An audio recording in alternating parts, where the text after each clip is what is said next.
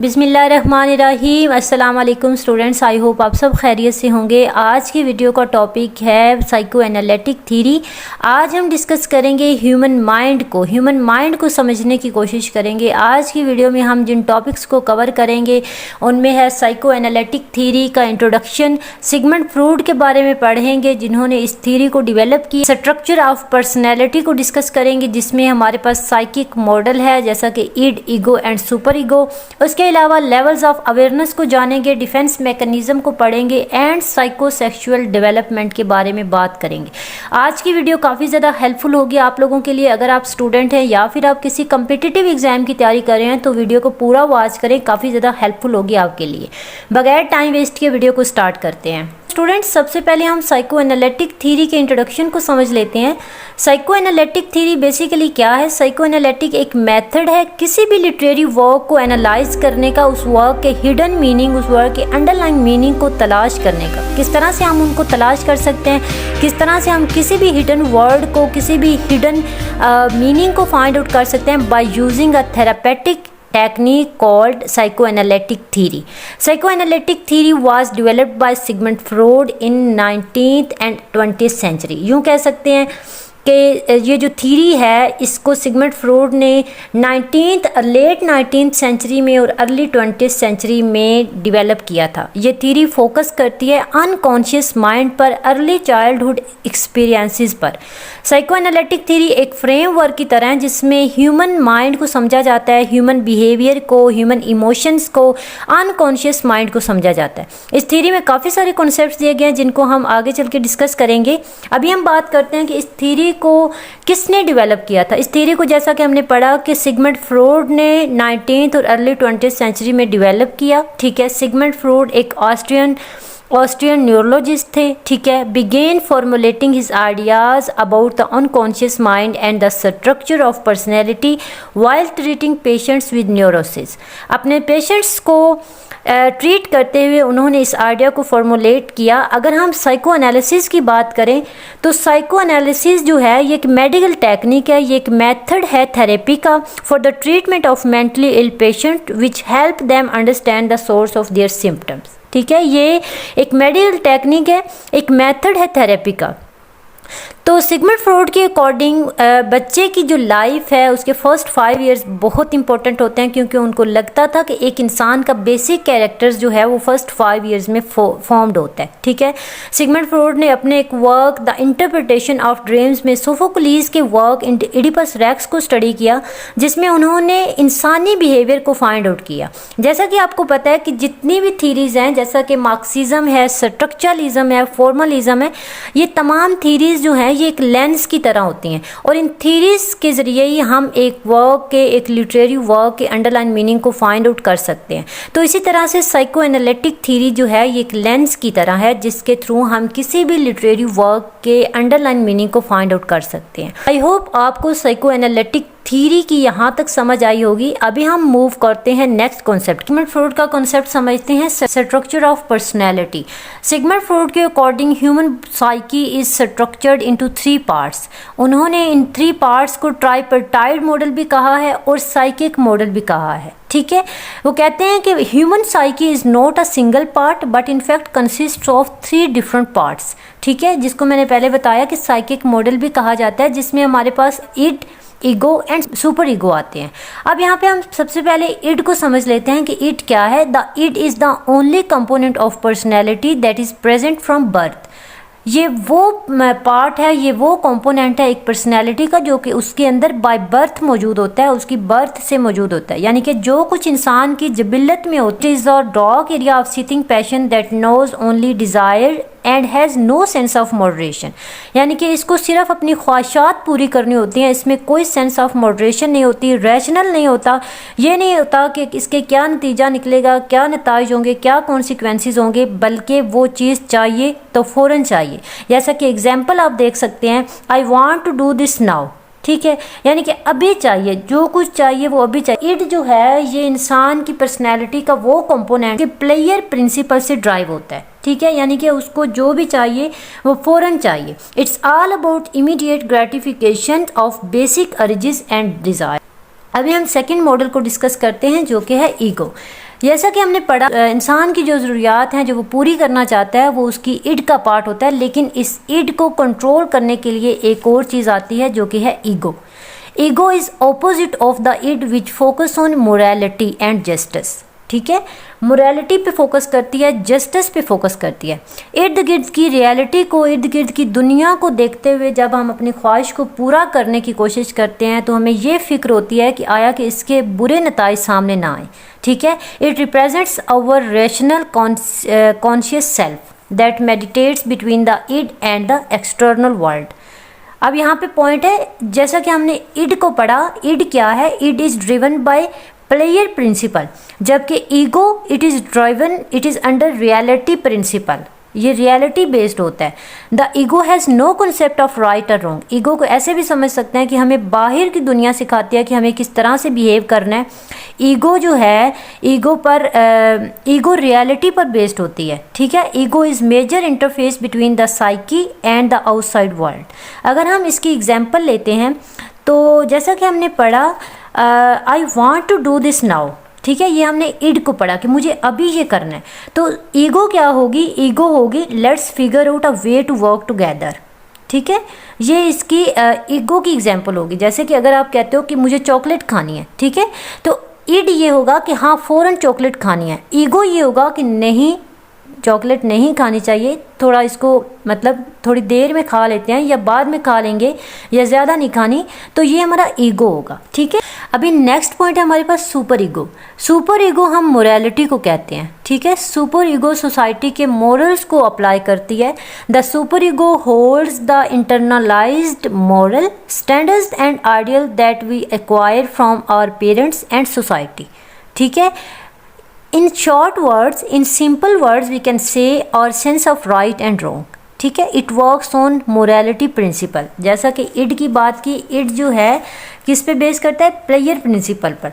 इस इड जो है, id is driven by pleasure principle, ego is driven by reality principle and super ego it works on morality principles. ये morals पे काम करती है। We can't say that it is a moralistic and idealistic part of the society.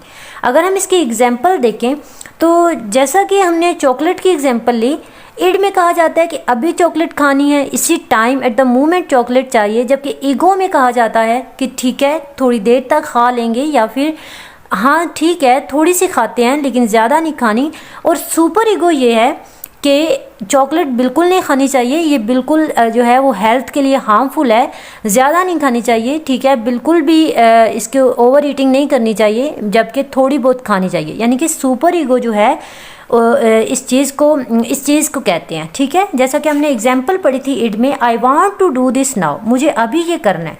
और ego में हमने पढ़ा था let's figure out a way to work together. तो इसी तरह से सुपर ईगो की एग्जांपल है good people don't think about those things. यानी कि टोटली अपने माइंड को यूज़ करना, टोटली मोरालिटी बेस्ड बात करना, टोटली जो है वो सोसाइटी के मोरल्स को देख के बात करना, तमाम रैशनलाइज होके बात करना, इंटेलेक्चुअली उस चीज़ को फाइंड करना और उसके नफ़ा नुकसान को देखना, एडवांटेजेस और डिसएडवांटेजेस को देखना, ये सुपर ईगो है। आई होप आपको end ego and super ego का कॉन्सेप्ट अच्छे से समझ आया होगा। अभी हम बात करते हैं लेवल ऑफ अवेयरनेस के बारे में। लेवल ऑफ अवेयरनेस क्या है? सिगमंड फ्रॉइड ने माइंड को 3 पार्ट्स में डिवाइड किया है। ठीक है, उन 3 पार्ट्स को टोपोग्राफिक भी कहा जाता है, जिनमें आता है first conscious mind, second one is pre conscious mind and third one is unconscious mind. सबसे पहले हम कॉन्शियस माइंड को समझ लेते हैं। कॉन्शियस पार्ट माइंड का वो हिस्सा होता है, माइंड का वो पार्ट होता है जिसके बारे में हम अवेयर होते हैं, जिनके बारे में हमें पता होता है, जिन थॉट्स के बारे में हमें मालूम होता है। कॉन्शियस माइंड में वो तमाम इवेंट्स आते हैं, वो तमाम एक्सपीरियंसेस आते हैं, वो तमाम मेमोरीज आती हैं जो हमें याद होती हैं। यानी जैसा कि अगर हम इसकी छोटी सी एग्जांपल लें, फ़ोन नंबर्स हो गए, ठीक है, बर्थडेज हो गई, feelings of happiness and sadness हो गई, ये तमाम चीज़ें हमारे कॉन्शियस में होती हैं। ठीक है, यानी कि वो तमाम इवेंट्स जो कि हमें याद होते हैं, हमारे थॉट्स में होते हैं, जिनके बारे में हम अवेयर होते हैं, उसको हम कॉन्शियस कहते हैं। ठीक है, जैसा कि हम कॉन्शियसली कुछ करते हैं, हम कोई काम करते हैं जो कि हमें पता होता है कि ये ठीक नहीं है, ठीक है, या फिर हमें पता होता है कि ये अगर मैं करूँगा तो इसका ये नतीजा होगा, तो फिर भी हम वो करते हैं। ठीक है, तो उसको हम कॉन्शियस कहते हैं कि कॉन्शियसली कुछ करना। ठीक है, कॉन्शियस में होना।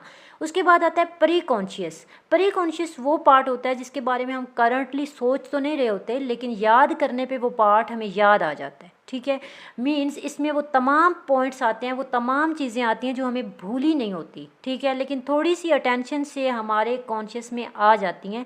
कुछ लाइफ इवेंट्स ऐसे होते हैं जो पास्ट में हुए होते हैं, या कुछ बचपन के ऐसे दोस्त होते हैं, बचपन की ऐसी यादें होती हैं जिनको हम हर टाइम सोचते तो नहीं हैं, हर टाइम हम उनके बारे में बात तो नहीं करते, लेकिन जब हम उनके बारे में बात करते हैं तो वो चीज़ हमें याद आ जाती है। जैसा कि हम ऐसे स्कूल जाते थे, जब हम इस क्लास में थे तो हमारा ये टीचर हमें पढ़ाता। तो ये तमाम यादें जो कि प्री कॉन्शियस में मौजूद होती हैं, और जब हम इनको याद करते हैं तो हमें याद आ जाती हैं। ठीक है, उसके अलावा नेक्स्ट आता है अनकॉन्शियस माइंड। सिगमंड फ्रॉइड की पूरी थ्योरी जो है ये अनकॉन्शियस माइंड में ही रिवॉल्व करती है। ये इंसान के दिमाग का वो हिस्सा होता है जिसके बारे में हमें कुछ मालूम नहीं होता, यानी कि वो तमाम चीज़ें जो कि हमारे अनकॉन्शियस में होती हैं। तो बेसिकली अनकॉन्शियस जो है ये एक स्टोर हाउस की तरह है जिसमें तमाम गिल्टी डिज़ायर्स, इमोशंस, फीलिंग्स और वांट्स होते हैं जिनके बारे में हमें इल्म नहीं होता। ठीक है, सिगमंड फ्रॉइड के according unconscious mind continues to influence our behaviours and experiences even though we are unaware of these underlying influences। Sigmund Freud कहते हैं कि अनकॉन्शियस में जो गिल्टी डिज़ायर्स हैं, जो इमोशंस होते हैं, जो फीलिंग्स होती हैं, जो वांट्स होते हैं, जो दुख दर्द होते हैं हमारे, वो हमारे बिहेवियर को इन्फ्लुएंस कर रहे होते हैं, हमारे एक्सपीरियंस को इन्फ्लुएंस कर रहे होते हैं। कि इवन दो हमें ये भी नहीं पता होता कि हमारा जो अनकॉन्शियस चीज़ें हैं, अनकॉन्शियस माइंड है, वो हमारे बिहेवियर को कंट्रोल कर रहा है, वो हमारे बिहेवियर को जो है वो इन्फ्लुएंस कर रहा है। ठीक है, तो स्टूडेंट्स यहाँ पे हम टोपोग्राफिक मॉडल को, लेवल ऑफ अवेयरनेस को एक डायग्राम के थ्रू समझते हैं। सिगमंड फ्रॉइड ने आइसबर्ग मॉडल से कंपेयर किया है इंसान के माइंड को, इंसान के कॉन्शियस को, प्री कॉन्शियस को और अनकॉन्शियस को। ठीक है, यानी कि जो ऊपर वाला पार्ट है इसको कॉन्शियस कहा है। ठीक है, और ये जो साथ में पार्ट है ये वाला, इसको प्री कॉन्शियस कहा है। और ये जो नीचे वाला पार्ट है जो कि जिसका हमें नहीं पता होता, ठीक है, यानी कि वो चीज़ें जो हमारे अनकॉन्शियस में होती हैं लेकिन हमारे बिहेवियर को इन्फ्लुएंस कर रही होती हैं, और वो चीज़ जो है इसको, ये जो अंडर वाटर पार्ट है इसको अनकॉन्शियस कहा है। यानी कि इस आइसबर्ग के थ्रू सिगमंड फ्रॉइड ने इस टोपोग्राफिक मॉडल को डिस्क्राइब किया है। आई होप आपको इसकी अच्छे से समझ आई होगी। सिगमंड फ्रॉइड की पूरी थ्योरी जो है ये आपने याद रखना है। सिगमंड फ्रॉइड की ये जो पूरी थ्योरी है ये अनकॉन्शियस माइंड पे ही घूमती है। ठीक है, ये वाला पॉइंट मोस्ट इंपॉर्टेंट है। तो स्टूडेंट्स यहाँ पे हम डिस्कस करते हैं ego defence mechanism. Ego deal with reality of the individual. जब हम एंजाइटी या एंगर में ओवरवेल्म होते हैं तो इस टाइम में ईगो हमें डिफेंड करती है, और इस केस में हम टेक्निक को स्टडी करते हैं जिससे हम अपने आप को प्रोटेक्ट करते हैं। तो उस टेक्निक को क्या कहते हैं? ईगो डिफेंस मैकेनिज्म कहते हैं। ठीक है, उस टेक्निक को हम ईगो डिफेंस मैकेनिज्म कहते हैं। ये पॉइंट आपने याद रखना है। हमारे पास कितनी टेक्निक्स मौजूद हैं यहाँ पे? Repression, suppression, denial, projection, reaction formation and regression, displacement and rationalization. अभी हम वन बाय वन हम इसको डिस्कस करते हैं। सबसे पहले हम बात करते हैं रिप्रेशन के बारे में। Repression is blocking of unpleasant emotions, memories and thoughts from your conscious mind. I hope आपको इस लाइन से समझ आई होगी रिप्रेशन क्या है।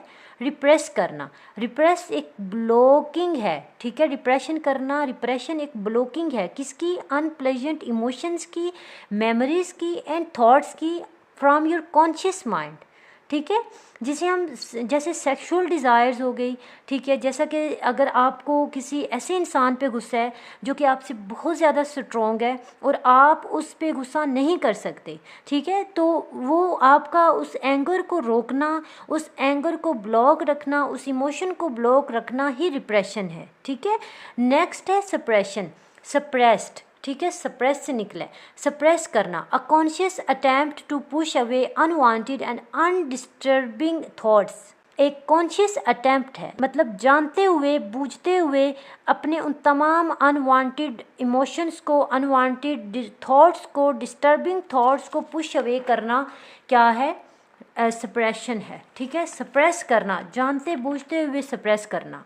उसके बाद आ जाता है डिनाइल। डिनाइल क्या है? डिनाई करना, रिफ्यूजिंग टू एक्सेप्ट रियलिटी और the truth of a situation to avoid facing uncomfortable feelings और फैक्ट्स। अनकंफर्टेबल फीलिंग्स को, अनकंफर्टेबल फैक्ट्स को फेस करने से बचने के लिए रियलिटी को एक्सेप्ट ना करना, ठीक है, रिफ्यूज़ करना, सच को एक्सेप्ट करने से, इसको हम डिनाइल कहते हैं। When you stop realising the reality in a denial state, ठीक है, यानी कि जब आप रियलिटी को एक्सेप्ट करना जो है वो स्टॉप कर देते हैं। When you stop realising the reality, यानी कि जब आपको सच जो है वो रियलाइज़ नहीं होता, आप रियलाइज़ करना स्टॉप कर देते हैं, आप उस रियलिटी को एक्सेप्ट करना रिफ्यूज़ कर देते हैं, ताकि आप किसी प्रॉब्लम में ना जाएं, ताकि आपकी फीलिंग्स हर्ट ना हो, ताकि आप अनकंफर्टेबल सिचुएशन में ना जाएं। इसको हम डिनाइल कहते हैं। Next step projection, attributing one's own unacceptable thought, feeling, motives to others instead of acknowledging them in oneself. किसी दूसरे को अपनी नाकामी, अपनी प्रॉब्लम्स का ब्लेम करना, ठीक है, अपने एंगर को, अपनी ईगो को किसी दूसरे पर प्रोजेक्ट करना, किसी दूसरे के थ्रू अपने गुस्से को जो है वो प्रोजेक्ट करना, अपने एंगर को प्रोजेक्ट करना ही प्रोजेक्शन है, ठीक है। नेक्स्ट आता है रिएक्शन फॉर्मेशन। रिएक्शन फॉर्मेशन क्या है? We are reacting on to our ego, unacceptable feelings और replaced with their exact opposite feelings and emotions. अगर हम इसकी छोटी सी एग्जांपल लें, अगर आप गुस्से में हो और आप हंसने लग जाएं, एक्सट्रीम एंगर में आप, ठीक है, और आप क्या करते हैं, गुस्से में चीज़ें तोड़ने के बजाय, दरवाजे तोड़ने के बजाय, बर्तन तोड़ने के बजाय आप हंसने लग जाते हैं। जैसा कि when I am angry I am laughing, ठीक है, तो आपने क्या किया, आपने टोटली ऑपोजिट रिएक्शन दिया, ठीक है, तो इसको हम कहते हैं रिएक्शन फॉर्मेशन। जब आप गुस्से में हों तो आप उसके टोटली ऑपोजिट रिएक्ट करें तो उसको हम रिएक्शन फॉर्मेशन कहते हैं। नेक्स्ट पार्ट है रिग्रेशन। रिग्रेशन क्या है? Regression is when somebody regretting the impulse, regretting the feelings, ठीक है, तो इसकी एग्जैक्ट आप अगर इसको समझें, unconscious return to an early और most comfortable developmental stage where a person feel safe, ठीक है। जैसा कि कुछ लोगों में ये आदत होती है कि वो नेल बाइट करते हैं जब भी उनको कोई प्रॉब्लम होती है, जब भी एंजाइटी होती है, जब भी वो किसी प्रॉब्लम में होते हैं तो वो ऐसे नेल्स बाइट करते हैं, ठीक है। कुछ लोगों को ऐसे हाथ फिंगर्स को ऐसे ऐसे करने की आदत होती है। नेक्स्ट आता है डिस्प्लेसमेंट। डिस्प्लेसमेंट क्या है? Placement and displacement. Unwanted feelings and frustrations are discharge on less threatening object और पर्सन, ठीक है, किसी दूसरे पर गुस्सा निकालना, चाहे किसी इंसान पर, चाहे किसी ऑब्जेक्ट पर। जैसे अगर आप देखते हैं कि किसी बच्चे को टीचर ने डांटा है, ठीक है, और टीचर ने डांटने के बाद उस स्टूडेंट को क्लास से बाहर निकाल दिया। अब उस बच्चे की ईगो हर्ट हुई है, ठीक है, वो गुस्से से क्या करता है, दरवाज़ा तोड़ता है, ठीक है, दरवाजे पे अपना गुस्सा निकालता है, दरवाजे को पुश करता है। अब वो बच्चा अपना गुस्सा अपने या तो बहन भाइयों पे निकालेगा या वो किसी चीज़ पर निकालेगा, ठीक है, यानी कि वो डिस्प्लेस करेगा, ठीक है, डिस्प्लेस करेगा। अपनी टीचर पे गुस्सा निकालने के बजाय वो किसी और पे गुस्सा निकालेगा, किसी ऑब्जेक्ट पे गुस्सा निकालेगा या फिर अपने बहन भाइयों पर निकालेगा, ठीक है। इसके बाद आता है रेशनलाइजेशन। आई होप आपको वर्ड्स से ही इसकी पॉइंट्स की समझ आ रही होगी, वर्ड्स से ही आपको इसका कॉन्सेप्ट समझ आ रहा होगा। अब यहाँ पे रेशनलाइजेशन, रेशनल, ठीक है, अक्लमंदी की बात, justification of one's unacceptable behaviour और failure in logical manner by giving a social approved reason. अगर हम इसकी एग्जांपल लें, अगर आप पेपर में फेल होते हैं, ठीक है, आपने इसकी डेफिनेशन को देखना है कि रेशनलाइजेशन है क्या, ठीक है। अगर आप किसी एग्ज़ाम में फेल हो जाते हैं तो आप घर वालों को ये कह देते हैं कि एग्ज़ाम हार्ड था, ठीक है, मार्किंग टफ थी, मार्किंग वाज सो स्ट्रिक्ट, ठीक है, टीचर ने हमें ये पढ़ाया ही नहीं था, या फिर पेपर चेक करने वाले ने पेपर को अच्छे से चेक ही नहीं किया, या फिर उसने मार्किंग बहुत ज़्यादा स्ट्रिक्ट किया तो इस वजह से मैं फ़ेल हुआ हूँ, ठीक है। तो अब आपने क्या किया कि आपने पूरा जो ब्लेम है वो पेपर चेकर पे कर दिया, या फिर आपने एग्ज़ाम की मार्किंग पे कर दिया, या फिर आपने टीचर पे कर दिया। आपने अपने आप को बचा लिया, अपने आप को सेव रखा, आपने एक्शन किया, आपने अपने आप को बचाया और सारा इल्ज़ाम जो है वो टीचर पर लगा दिया या पेपर चेक करने वाले पर लगा दिया, ठीक है। तो ये है rationalisation. So these mechanisms are strategies the mind uses to protect itself from anxiety or emotional distress. Sigmund Freud's stages of psychosexual development. Psychosexual का जो आइडिया है यहाँ पे हम इसको डिस्कस करेंगे। सिगमंड फ्रॉइड ने 5 स्टेजेस दिए हैं एक चाइल्ड की साइकोसेक्सुअल डेवलपमेंट के लिए, जिसमें ओरल स्टेज है, एनल स्टेज है, फेलिक स्टेज है, एंड लेटेंसी स्टेज है, एंड जेनिटल स्टेज है। सबसे पहले हम बात करते हैं ओरल स्टेज की। ओरल स्टेज कहाँ तक, कब तक रहता है? ओरल स्टेज जो है ये 0 to 1 ईयर्स तक रहता है। इस स्टेज पर बच्चा ओरली प्लेयर हासिल करता है, ठीक है, यानी माउथ के ज़रिए ओरली जो है वो बाइटिंग और सकिंग के थ्रू जो है वो प्लेयर हासिल करने की कोशिश करता है, जिसे हम इन्फेंटाइल सेक्सुअलिटी कहते हैं। नेक्स्ट स्टेज है एनल स्टेज। ये स्टेज रहता है 1 से 3 साल तक। इस स्टेज पर बच्चा ब्लेडर से प्लेयर सीख करता है, ठीक है। उसके बाद आता है फेलिक स्टेज। फेलिक स्टेज का टाइम पीरियड होता है 3 to 6 years. This stage last for 3 to 6 years and child recognize his gender, ठीक है। चाइल्ड रिकग्नाइज हिज और her gender, differentiate between male and female, यानी कि इस स्टेज पे बच्चा जो है वो ये महसूस करता है कि उसका जेंडर क्या है, ठीक है, मेल है या फीमेल है। तो इस टाइम पीरियड को हम फेलिक स्टेज कहते हैं। नेक्स्ट स्टेज है लेटेंसी स्टेज का। ये टाइम पीरियड रहता है 6 to 10 ईयर्स। इस स्टेज के ड्यूरिंग जो बच्चा है उसकी सेक्सुअल इम्पल्सेस जो हैं जो वो रिप्रेस्ड रहती हैं, ठीक है, यानी कि बच्चे का फोकस जो होता है वो स्किल्स पर और नॉलेज पर होता है। चाइल्ड लर्न टू सोशलाइज, ठीक है, बच्चा सोशलाइज करना सीखता है। उसकी जो सेक्सुअल डिज़ायर्स होती हैं, सेक्सुअल इम्पल्स जो है वो रिप्रेस्ड रहती है। नेक्स्ट स्टेज आता है जेनिटल स्टेज। जेनिटल स्टेज जो है वो 11 to चाइल्डहुड तक रहता है, ठीक है। इसमें बच्चा मिच्योर होता है, ठीक है। अब मिच्योर किस सेंस में होता है? मिच्योर होता है, सेक्सुअल मिच्योरिटी उसमें आती है। The task here is to balance various life areas including love, work and friendship। यानी कि इस टाइम पीरियड में इस स्टेज पे बच्चा मिच्योर हो जाता है, उसको ये कम्प्लीटली पता चल जाता है कि वो मेल है या फीमेल है, और उसका जो अपने से ऑपोजिट जेंडर है उसकी तरफ उसकी जो एक तवज्जो बढ़ती है, ठीक है, यानी कि लव, वर्क एंड फ्रेंडशिप की तरफ, ठीक है। आई होप आपको ये स्टेजेस अच्छे से समझ आई होंगी। इसी के साथ ही आज की वीडियो ख़त्म होती है। Thank you for joining me on this journey into psycho analytic theory. अगर वीडियो अच्छी लगी है तो वीडियो को लाइक कर दें, चैनल को सब्सक्राइब कर दें, बेल को हिट कर दें and let me know in the comment section what aspect of psycho analytic theory introduce you the most. इतना रखिएगा, ढेर सारा ख्याल। मिलते हैं नेक्स्ट वीडियो में। अल्लाह हाफिज़।